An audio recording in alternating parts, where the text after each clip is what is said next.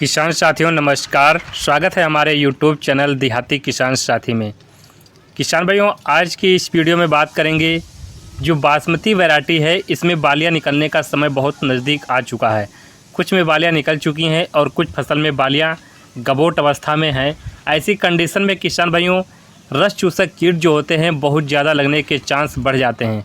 आपने फसल की देखभाल करते होंगे तो जैसे ही बालियां निकलती हैं और सीधे वो अटैक बालियों के ऊपर कर देते हैं। जो रस चूसक कीट होते हैं वो बालियों का रस चूस करके उसको खोखला बना देते हैं। उसमें काले धब्बे पड़ जाते हैं, भूरे धब्बे पड़ जाते हैं और लास्ट में आपकी उत्पादन 20 से 25% तक कम हो जाती है। तो आज की इस वीडियो में पूरी जानकारी बताएंगे कौन कौन सी दवाओं का स्प्रे करना है, और बालियां निकल रही होती हैं उस समय सबसे खास स्प्रे जो होता है उसी टाइम होता है, कौन सा स्प्रे करना होता है। तो वीडियो पर बने रहिए, लास्ट तक जरूर देखिए और वीडियो पसंद आने पर लाइक कीजिए। तो चलिए किसान भाइयों बात करते हैं। सबसे पहले जो दवा का नाम लेना है आपको, वहाँ पर मार्केट से लाना है, उस दवा के बारे में बताएंगे। उससे पहले जब किसान भाइयों बालियाँ निकल रही होती हैं यानी गबोट अवस्था चल रही होती है, उस समय NPK 05234 का स्प्रे करना होता है। NPK किसान भाई 05234 स्प्रे तो करते हैं, लेकिन उसके फ़ायदे के बारे में नहीं पता होता है। वो मालूम नहीं होता है ये फ़ायदा क्या करता है, लेकिन स्प्रे कर देते हैं।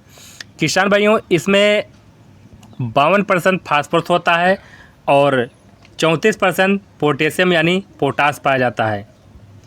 जिससे फास्फोरस किसान भाइयों काम क्या करता है, फास्फोरस जड़ों से पौधे में, पौधे से बालियों तक पहुंचाने का काम, जो भोजन पहुंचाने का काम है बालियों तक, वो फास्फोरस ही करता है।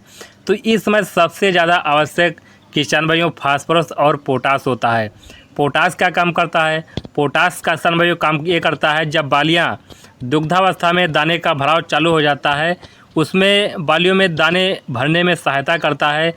दाना मजबूत बनता है, ठोस बनता है, और जो फ्रॉलिंग वाली स्टेज चल रही होती है उसमें बनाने में सहायता करता है। तो किसान भाइयों NPK 05234 इस समय आपको ज़रूर स्प्रे करना चाहिए। लेकिन उसके साथ आप कौन कौन से और दवा मिलाएंगे, सबसे पहले किसान भाइयों बात करेंगे जो आपको वहाँ पर दवा मिलानी है। क्योंकि हमारे खेत में बहुत प्रकार के टिड्डी रोग लग जाते हैं, पत्ता छेदक लग जाते हैं, सुंडी लग जाते हैं और हल्दी रोग लग जाते हैं। इनसे किसान भाइयों अगर कंट्रोल कर लेते हैं, समय पर कंट्रोल कर लेते हैं, तो आप धान की फसल से निश्चित तौर पर गारंटी ले रहा हूं कि आप 100 से 100 उत्पादन आप ले पाएंगे।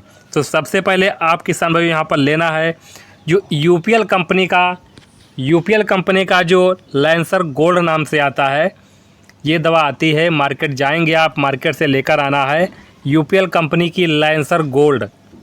इसमें टेक्निकल क्या होता है, एसीफाइड 50% और इम्डा क्लोरोपेट 1.8% SP फॉर्म में होता है। तो ये टेक्निकल होता है, UPL कंपनी का लैंसर गोल्ड नाम से आता है। अगर किसान भाइयों इसकी मात्रा की बात करें तो 400 ग्राम प्रति एकड़ के हिसाब से आपको यहाँ पर इसकी डोज लेना है। दूसरी चीज़ किसान भाइयों, हमारे खेत में जो हल्दी रोग है, टिड्डी है, भूरे धब्बे हैं, लाल धब्बे हैं, दाने हमारे वजनदार नहीं बन पाते हैं, दाने में धब्बे पड़ जाते हैं, जिससे हमें अच्छी क्वालिटी नहीं मिल पाती है, उसके लिए किसान भाइयों दूसरी दवा आपको लेना है। टिल्ट नाम से दवा आती है। अगर इसकी टेक्निकल की बात करें तो इसमें प्रोपिकोनाजोल 25% इसी फॉर्म में आती है। इसको किसान भाइयों लेना है। इसकी अगर डोज की बात करें तो यहाँ पर आप इसकी डोज लगभग 3 से 350 या 400 ml प्रति एकड़ के हिसाब से आप इसकी डोज ले सकते हैं। दूसरी चीज़ किसान भाइयों आपको यहाँ पर लेना है जो बोरान 20% वाला आता है। बोरान 20% वाला इसको आपको लेना है। इसकी डोज की बात करें तो 100 ग्राम प्रति एकड़ के हिसाब से ले लेना है। NPK 05234 बोरान प्लस टिल्ट जो दवा आती है और लैंसर गोल्ड बताया है, ये सभी का कॉम्बिनेशन अगर अपनी धान की फसल में डाल देते हैं तो आजमाया हुआ फार्मूला 100% वादा कर रहे हैं, आपकी धान की फसल में ना हल्दी रोग लगेगा, ना सुंडी रोग लगेगा, ना हाइपर रोग लगेगा, और जो भी पत्ता लपेटक है, काले दाने हैं, भूरे दाने हैं, सफ़ेद बालियां हैं, सब पर आप निश्चित तौर पर कंट्रोल कर पाएंगे, लेकिन आपको समय से डालना है। खास यही बात है कि अगर बालियाँ निकल रही होती हैं उस समय अगर आप डाल लेते हैं, या फिर फ्लावरिंग वाली स्टेज जब वहाँ पर ख़त्म हो जाती है, फ्लावरिंग वाली स्टेज जब चल रही होती है उस समय आपको नहीं डालना है। वो जब ख़त्म हो जाती है उसके बाद आप किसान भाइयों स्प्रे करना है। लेकिन एक बात का किसान भाइयों ध्यान देना है कि जो घोल आप घोल रहे हैं, सभी प्रोडक्ट के घोल घोलेंगे वो अलग अलग बाल्टी में या अलग अलग बर्तन में आपको घोल घोलना है। लेकिन जब स्प्रे मशीन में आपको डालना है तो बारी बारी से आपको स्प्रे मशीन में डाल करके बहुत लंबे समय तक आप दवाओं का यहाँ पर घोल तैयार करके ना रखें।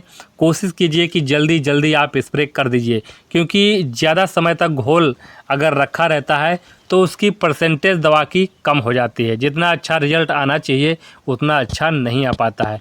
तो इस चीज़ का विशेष किसान भाइयों ध्यान रखें। जो भी किसान भाइयों समस्या आ रही है किसी चीज़ के बारे में, कोई सवाल हो, कोई सुझाव हो, तो नीचे कमेंट कीजिए, आंसर देने की पूरी कोशिश करते हैं। तो मिलेंगे अगली वीडियो में। लेकिन जो किसान भाई चैनल पर नए हैं उनसे रिक्वेस्ट है कि चैनल को सब्सक्राइब कीजिए, मेरा हौसला बढ़ाइए, और वीडियो पसंद आने पर लाइक कीजिए और अन्य किसानों को भी शेयर कीजिए। तो मिलते हैं अगली वीडियो में। नमस्कार।